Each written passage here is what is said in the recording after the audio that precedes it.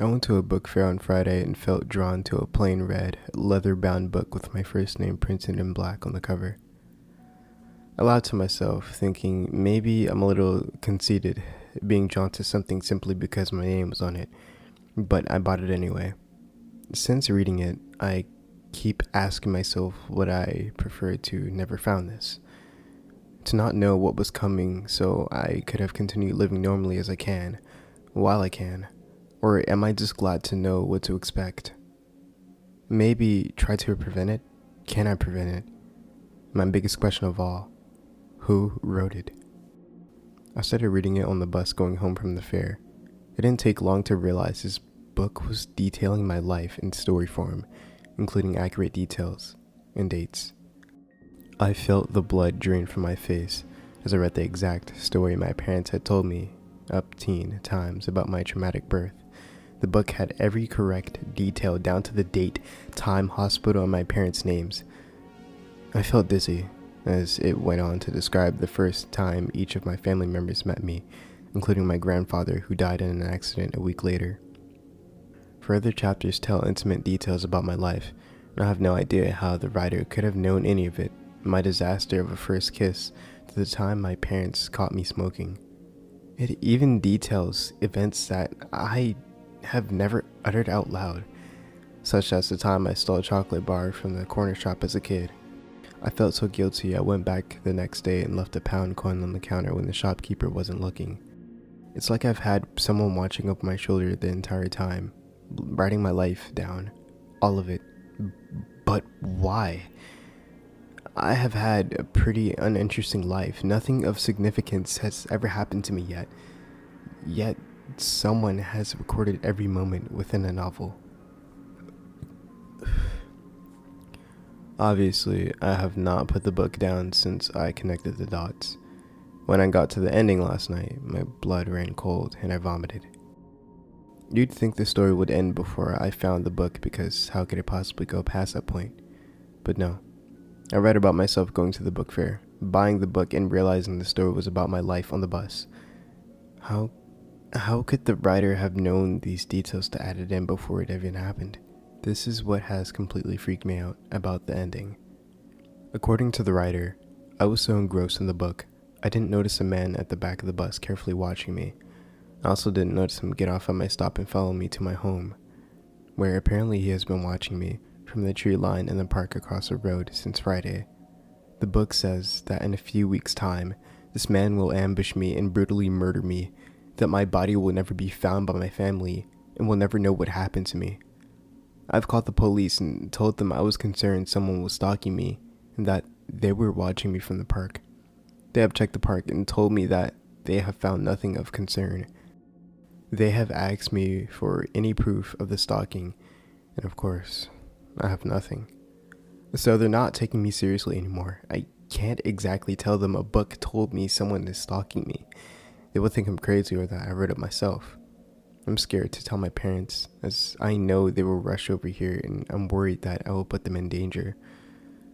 I don't know what to do, and I wonder if I'm insane or even entertaining that this could be true. All that keeps rattling around in my head is that the book has been accurate so far. So why wouldn't the ending be accurate too? At least if it does kill me, I've got my concerns about the stalker on record. My family should get some ideas as to what happened after I die. Will this change the story enough to change the course of what's going to happen? I was supposed to be murdered yesterday, but I survived. After my last post, I still kept trying to get the police to deal with my apparent stalker watching me from the park. They attended 2 more times, told me that there was nothing of concern, and then eventually deemed me a nuanced caller, so that was, as expected, a dead end. I drove myself insane, picturing how he was going to kill me. Over the next few days, I couldn't sleep, eat, or bring myself to leave the house. Then something inside me switched. I realized I couldn't just sit around waiting for this to happen. I tried to rip pages out of the book. I tried to edit and add sentences, trying my best to change the outcome. Somehow it would return the way it was by next morning, except with more text added describing my attempts, and there was even a mention about my Reddit post looking for help. Once I came to terms with the fact that the police weren't helping and I couldn't change the story by editing the book myself, I realized my last option was to prepare to protect myself physically. The book said he would ambush me before he killed me, that I wouldn't get the chance to try and fight back, so surely the book had ruined this element of surprise, right? I knew the date he would do it, so why not just stay inside the whole 24 hours with weapons of some sort so I could fight back?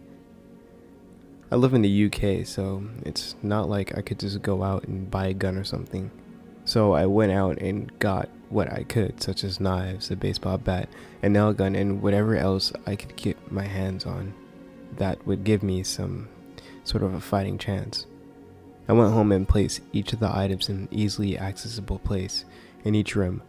I moved furniture around to try and create areas where I could try and hide or take cover if I needed.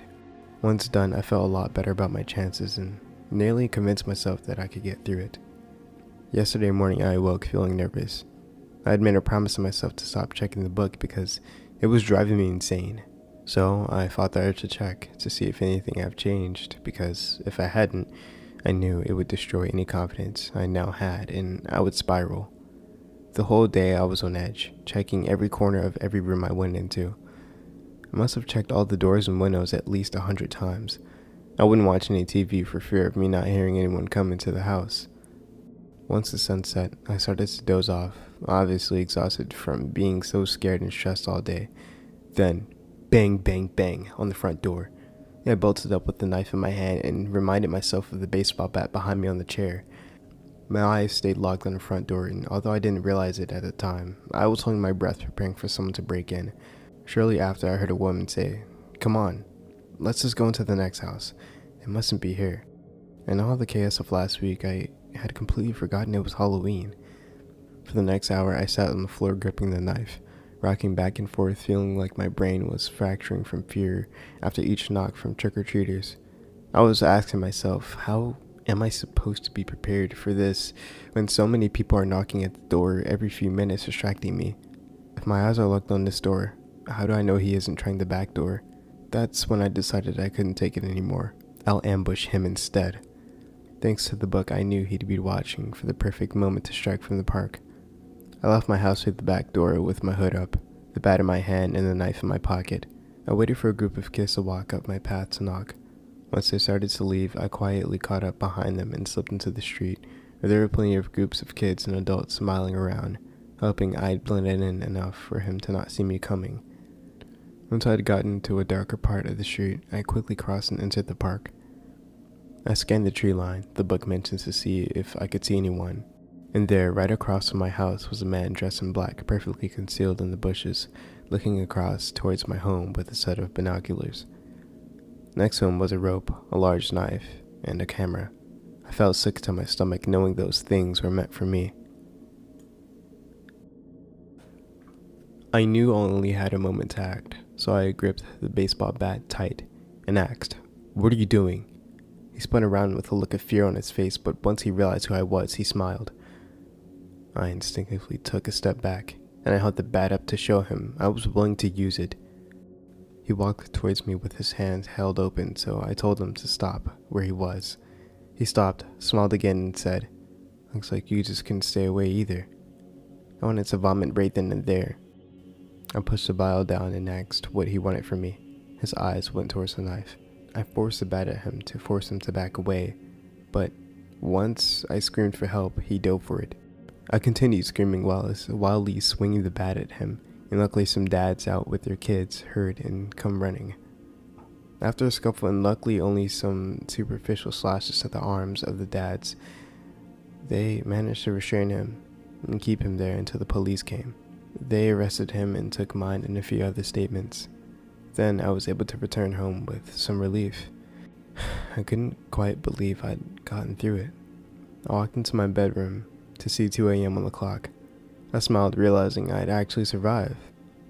I went to my dresser, curious to see what the book now had said, but it was gone. In its place, there was a note that said, "Congratulations on your survival. Thanks to you, instead of a tragic ending for my main character, I have a pivotal moment that should shape the rest of the story. Now, Keep it interesting, and I won't need to interfere again. No name left. No other information. Clearly, I'm the main character they're referring to, but what the hell are they talking about? I'm not a character in the story, I'm just a normal person trying to live their life, or so I thought anyway. I know the book is real, but how is this even possible? All I know is what was written in it actually happened up until my confrontation with the stalker. So I can't exactly take this note lightly, because I do not want to live through another hellish situation like this again, which the writer is clearly able to orchestrate. Were they just going to kill me off because I'm too boring? I guess my only option is to try and keep things more interesting in future. Any ideas?